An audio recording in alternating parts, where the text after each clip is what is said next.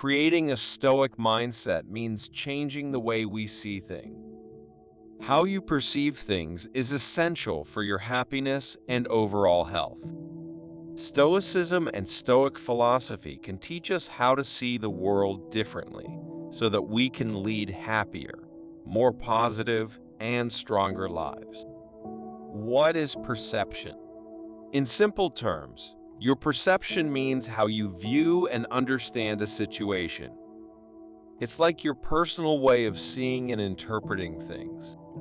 But it's not that easy, because what we see may not always be exactly what is real, and we all have different perspectives.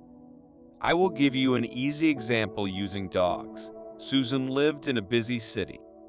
When she was 10 years old, she took a bumpy old train to visit her grandmother in the peaceful countryside. When she was visiting her grandmother, the old lady's dog attacked her and bit her before they could be separated. Brian, in contrast, was raised in the countryside of Scotland called the Scottish Highlands. His family worked as farmers, specifically raising sheep, and he was constantly surrounded by animals. His favorite animals were the dogs that stayed with him while his parents were busy. Today, Brian and Susan are very happy because they are married to each other.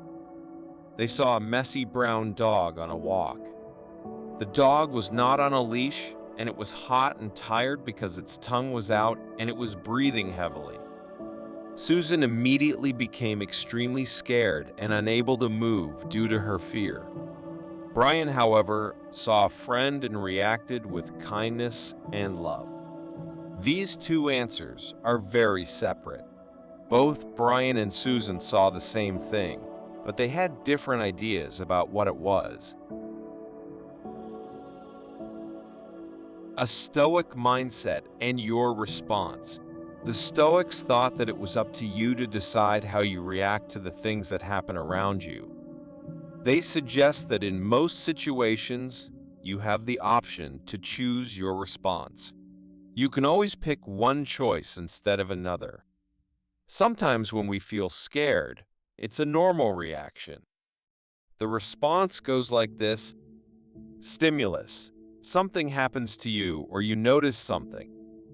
This can come from things happening in the world, people around you, or even thoughts you have inside yourself. This is the pet dog. Perception. Your mind processes the information it receives. What you think, what you believe, and what is important to you all affect how you perceive what is in front of you, how you interpret it, and what it represents to you. These ideas about the dog come from things we have seen or know about them. Answer: you react, sometimes without realizing it, based on what you believe. This is about Susan being afraid and what she does because of that fear, or about Brian being kind and what he does afterwards. It's important to remember that how you respond depends on how you see things, and how you see things is affected by what you believe. If you don't do anything about it, bad thoughts can take hold in your mind and become a problem, like weeds in a garden. To fix this, every few months I like to spend some time thinking about how I view the world. According to the ancient Stoics, you can change what you believe in, and by doing that, you can learn to view the world in new and different ways. When we change our thoughts about something, our actions towards it also change. This way, we can make our lives better by reacting more positively and decreasing the effects of situations that usually make us stressed or hurt. Here are 4 things that I like to pay attention to, 4 ways to change your thinking and become more resilient. I will give these as an example, but you do not have to restrict yourself to these 4. You can use them in various aspects of life. The more, the merrier. Gratitude over lack. Being thankful is encouraged in many different teachings, like Stoicism and Buddhism, because it helps us live a happier and stronger life. And there's a good reason for it. You just need to change your attention a bit to stop feeling like you don't have what you want, or that something is missing in your life. Imagine someone taking away everything you own. You will not realize how much you will miss many things that you don't appreciate or value at the moment. Being grateful stops the repetitive cycle of always feeling the need, desire, and urge to buy things. It can also get rid of envy and jealousy. If we appreciate and are thankful for what we already have, we won't want or need as much. We feel more satisfied and happier. A simple example is the screen you're using to read this. Some people don't have phones or computers, and if someone took yours away, you would feel the loss. An even greater skill is being able to understand what you read. You are a member of a community that has given you the resources for writing. Every day we use things that are important to us and that others wish they had too. Basic things such as water, being able to see, being healthy, having enough food, having a warm shelter, having a family, having a job, clean clothes, and shampoo. Try to focus on what you have instead of what you don't have. Modern marketing tries to convince us that we need to buy things, but the truth is that we already have most of what we need. Having more things does not make us happier, but having more appreciation does. Opportunity over obstruction. I really like the saying mentioned obstacles can be turned into opportunities. We can't choose what happens to us, but we can choose how we respond to it. When you face difficult times, you can either complain about it or try to find a way to make the situation better. Now, the difficult times we faced have led us to a new direction or way forward. What is blocking our path is actually the path itself. Recognizing opportunities in tough situations is what will distinguish you as someone who is tough, dependable, and unbeatable.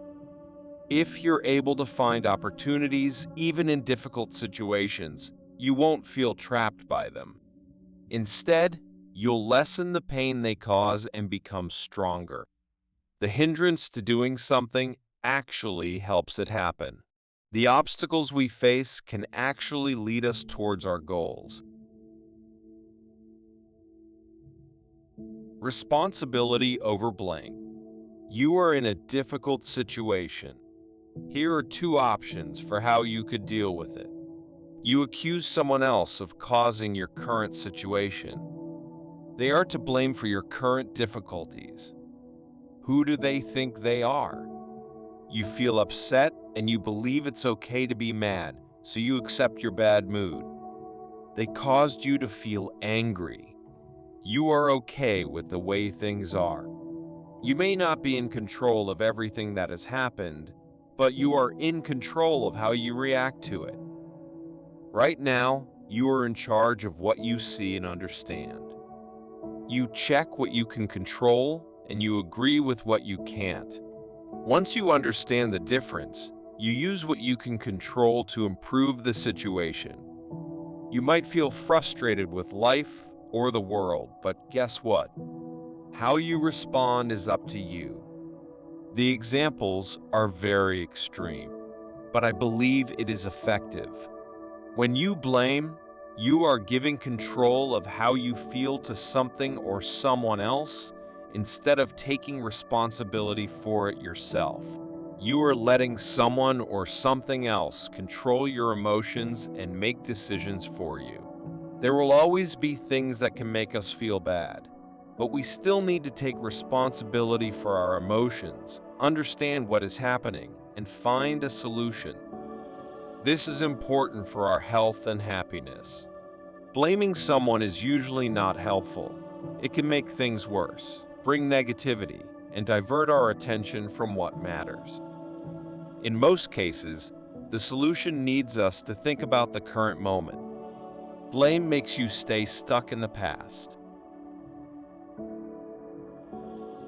Compassion over judgment. When you and I were born, we were like an empty paper that could be filled with anything.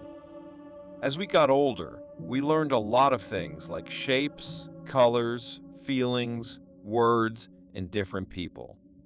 At the same time, our brain was working hard to create a map that shows how things are connected, how they are similar or different, and the repeating patterns.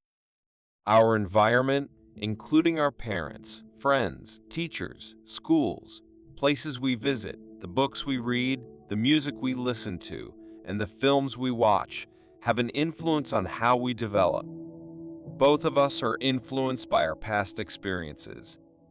If this is true, we will be very different from each other because there are many different ways to live.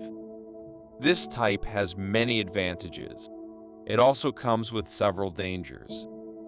Sadly, some people don't have the opportunity to grow up in positive places. They face difficult situations in varying levels.